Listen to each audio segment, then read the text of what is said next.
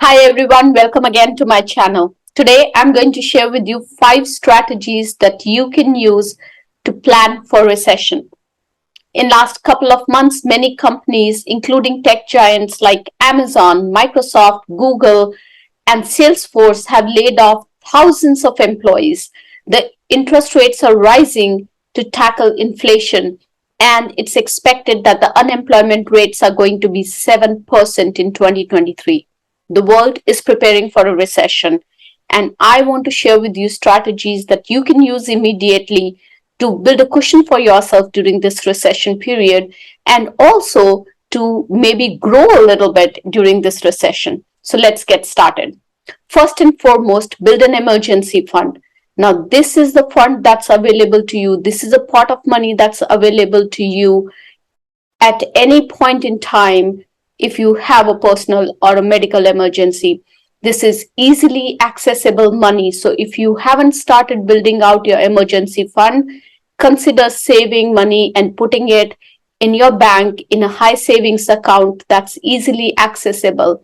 You want to make sure that you have about 6 to 9 months of basic living expenses as emergency fund.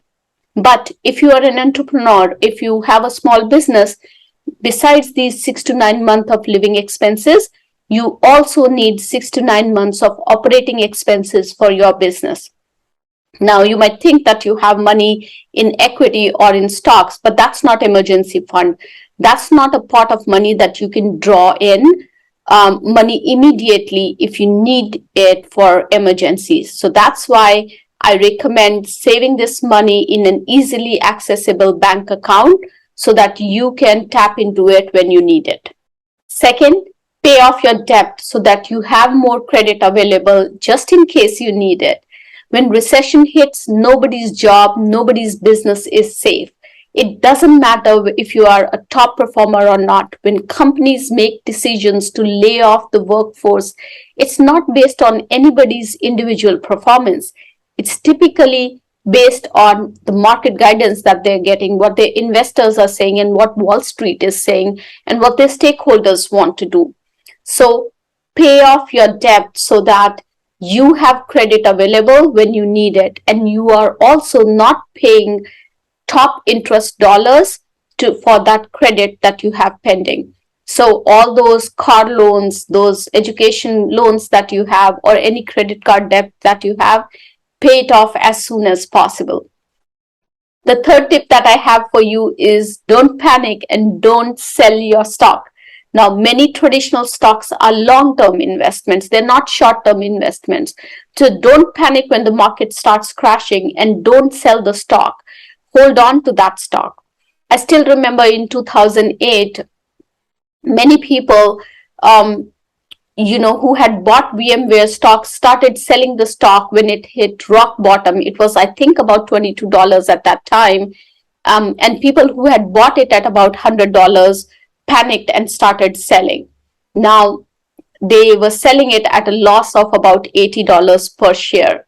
That's a big chunk of money. Fast forward 2021, VMware stock was at $198 per stock.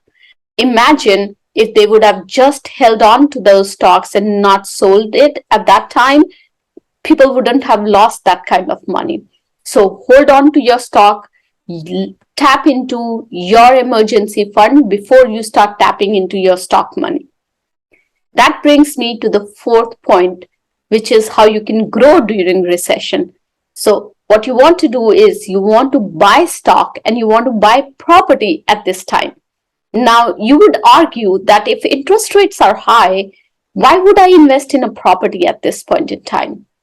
I'll share with you a secret that I learned from a real estate agent way back when I was looking into investing into property. They said to me, marry the property price and date the interest rate.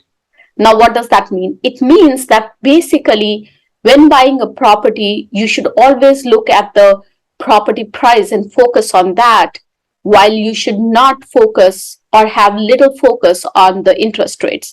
And that's because if you're buying in the right market, if you're buying in a location where the property is going to appreciate, then you can always refi your property and get a better interest rate.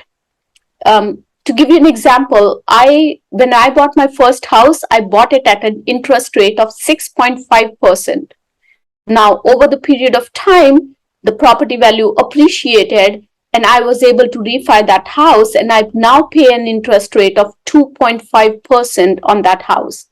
But the property price remains the same. So I bought it at a low price, paid high interest rate initially, and when the property appreciated, I was able to refi it for a lower interest rate that brought down my payments.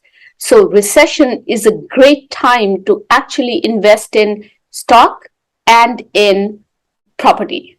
And the fifth strategy that I have for you is to explore multiple income streams. I've said this multiple times before. I'm a big fan of multiple income streams, especially during recession, because no job, no small business is safe during recession.